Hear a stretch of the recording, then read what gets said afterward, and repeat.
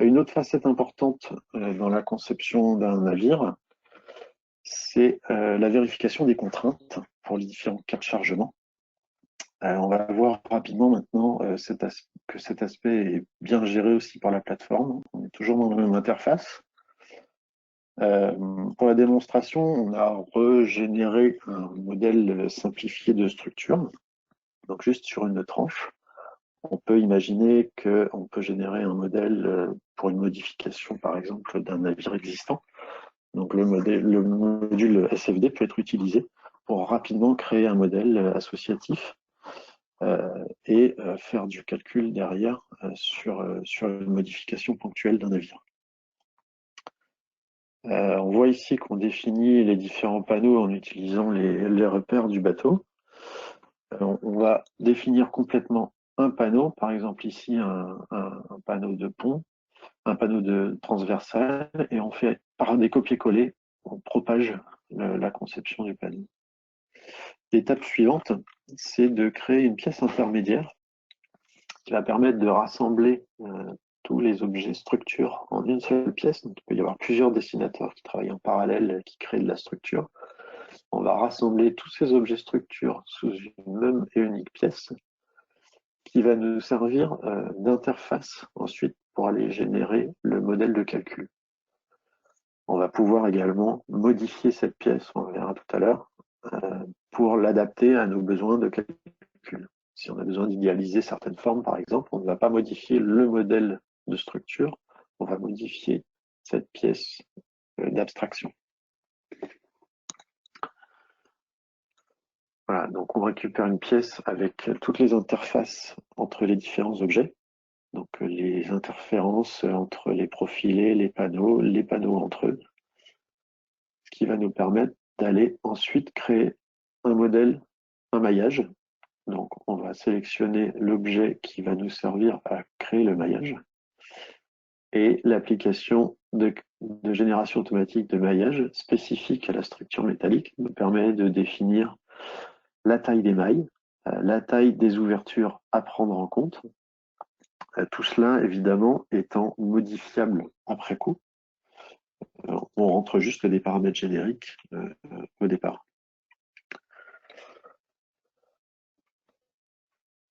Voilà, donc on obtient un maillage automatique.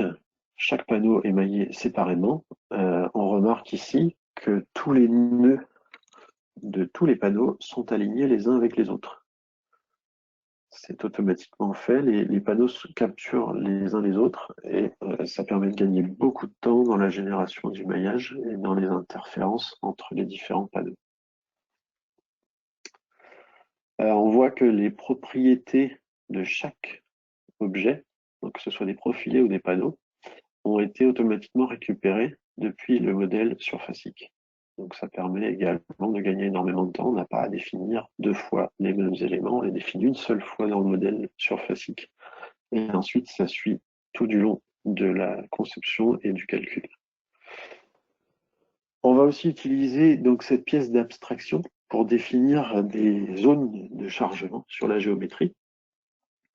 Ici, par exemple, on va aller rajouter une découpe.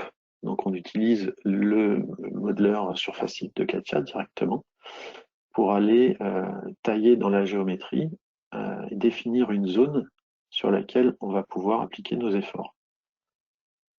Donc là, on se sert de la géométrie abstraite et on va utiliser cette surface découpée pour définir sur quel nœud du maillage on va appliquer un effort. Donc ici, on génère un groupe de nœuds en s'appuyant sur la surface qu'on a découpée. On n'a toujours pas modifié le modèle d'origine. Le designer peut continuer à travailler sur son modèle de structure. Nous, on prépare notre calcul. Ensuite, on va définir les cas de chargement. On va créer un objet simulation qui va nous permettre de rassembler à la fois le modèle 3D, le maillage avec ses propriétés et le ou les cas de chargement. On verra aussi les résultats qui s'afficheront dans cet objet-là. Donc on a un seul et même objet qui rassemble la totalité de la simulation. On sélectionne le maillage à utiliser dans notre cas, puisqu'il peut y en avoir plusieurs en fonction des besoins. On génère un un step de calcul ici en statique. Et on va rajouter des contraintes. Ici, on va bloquer les deux cloisons, par exemple, et rajouter une pression que l'on va appliquer sur le groupe de nœuds qu'on a défini tout à l'heure. Tout cela étant associatif, évidemment, si on modifie la zone d'application de la pression, ce sera mis à jour dans le modèle de calcul. Une fois qu'on a notre scénario prêt, on peut vérifier si tout est OK, si la simulation est prête à être jouée. Ça se fait en local. Et ensuite, on lance la simulation elle-même. Donc ici, on a lancé la simulation localement sur la machine. Par défaut, il y a des jetons de calcul intégrés dans le logiciel pour calculer sur 4 cœurs en local. Il y a d'autres modes de calcul. On peut lancer un calcul sur un serveur dédié. Et dans notre cas, ici, d'une plateforme cloud, on a même accès au serveur de calcul d'Asso Systèmes. Il y a plusieurs formules tarifaires existantes en fonction des besoins.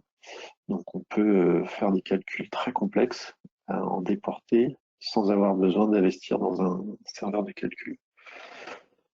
Une fois la simulation résolue, on peut directement, toujours dans la même interface, dépouiller les résultats, suivant ce qu'on a choisi de voir au début de la simulation.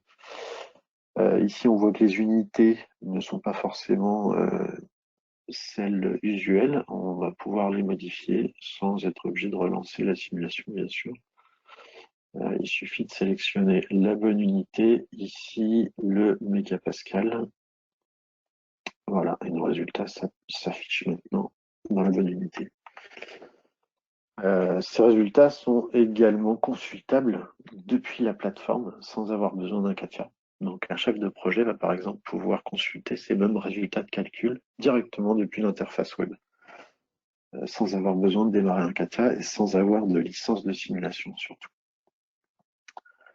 Donc voilà, l'associativité de chaque étape permet de garder les liens actifs entre les éléments et on peut mettre à jour rapidement les livrables et les modèles de calcul sans nécessiter de refaire tout ou de jouer aux 7 erreurs.